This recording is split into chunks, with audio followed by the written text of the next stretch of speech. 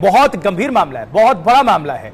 आप देखिए भारत के साथ किस तरह से साजिश रची जा रही थी। ये इसलिए आप भी शामिल हो और अपनी प्रतिक्रिया भी रखें, क्योंकि ये काफी हमारे लिए महत्वपूर्ण है। और आप लिखते भी हैं अच्छा खासा, कुछ सवाल भी अगर हो तो आप लिखिए, हम देख पा रहे हैं। चलिए अब शुरू करते हैं सुजीत। लेकिन ये अपने आप में बहुत गंभीर, क्योंकि जिस तरह से कड़ियां जोड़ी जा रही हैं और इतनी जगह पर छापेमारी हो रही है और भारत को दहलाने की आंतरिक साजिश किस तरह से रखी जा रही है, इसका मास्टरमाइंड कौन है आखिर? क्योंकि एक तो और सवाल उठता है कि इसमें पाकिस्तान से, यानी कि देश से बाहर, पाकिस्तान से, उसमें बांग्लादेश से, उसमें और एक दो कंट्रीज के लोग भी इसमें शामिल थे। जो व्हाट्सएप ग्रुप बनाया गया था, व्हाट्सएप चैट हुआ था, तो किस तरह से इसको जांच किया जा रहा है?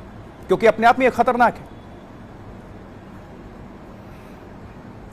देखिए, ये जांच इतना विस्तृत है, तभी तो इस पटना पुलिस ने एक तरह से ये कहा था कि इसकी जांच एनआईए करे, क्योंकि ये देश के बाहर भी इसकी जांच की जरूरत है। और बिहार के अलावा कई राज्यों में इसका विस्तार है। तो निश्चित तौर पर एनआईए, जो कि एक सक्षम एजेंसी है इस जांच के लिए, वो अब जांच उन्होंने शुरू किया है।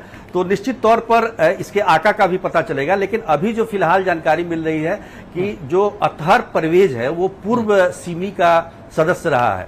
और हम बता दें कि अतहर परवेज का जो भाई था वो गांधी मैदान, जो 2013 में जब प्रधानमंत्री नहीं हुए थे नरेंद्र मोदी, उन्होंने पहली रैली की थी पटना में, उस समय जो ब्लास्ट हुआ था उसमें उसका भाई आरोपी था, वो जेल में है। तो ये सिमी का पूर्व सदस्य है। और एक बात जो पूछताछ में, क्योंकि पटना पुलिस ने लगभग सभी को रिमांड पर लेकर पूछताछ की है, पूछताछ में जो बातें आई हैं उसमें अतहर परवेज ने बताया कि एक ये योजना थी कि सिमी के जो पूर्व सदस्य हैं उनको जोड़ा जाए एक साथ, उनको लेकर एक संगठन बनाने की बात थी।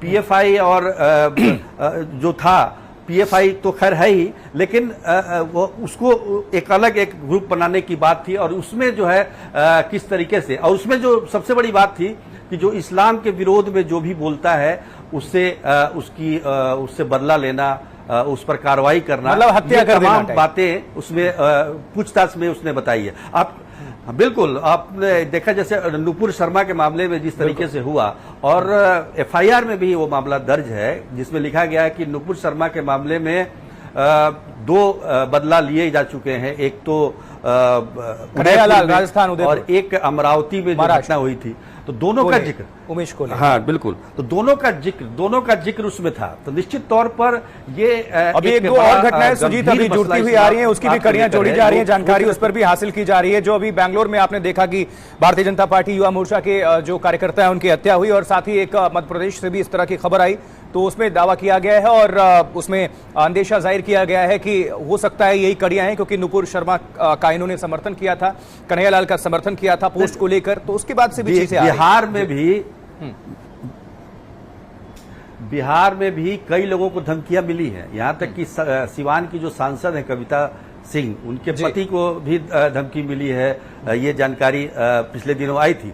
भागलपुर में एक व्यक्ति को मिली है। तो कई लोग ऐसे हैं जिनको धमकियां भी मिल रही है। इसलिए आपने देखा होगा कि इधर एक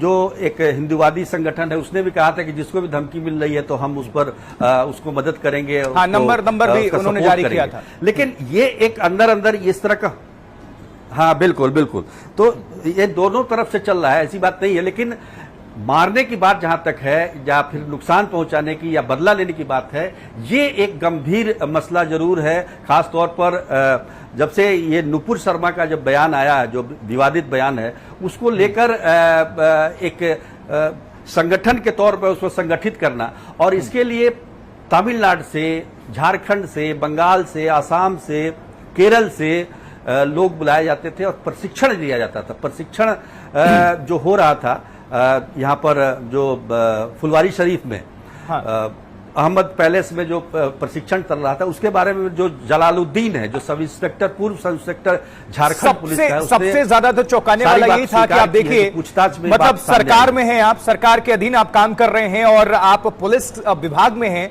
आप इस तरह की संलिप्तता और इस तरह की सोच रखते हैं। कितना ये खुलासा हुआ था। और साथ ही इस पर भी सवाल उठते हैं कि ये जब ड्यूटी में होंगे, रिटायरमेंट से पहले ड्यूटी में जब होंगे, तो इन्होंने क्या कुछ किया होगा।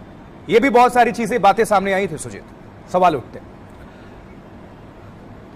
बिल्कुल बिल्कुल पूछताछ हुई थी इस बारे में, लेकिन इस बारे में बहुत सारा खुलासा नहीं हुआ कि उन्होंने क्या किया। लेकिन निश्चित तौर पर जिसका दिमाग इस तरीके का हो वो जरूर अपने सर्विस के दौरान भी मदद करता होगा, जो सक्षमता है, जो सक्षम जितना सक्षम हो सकता है वो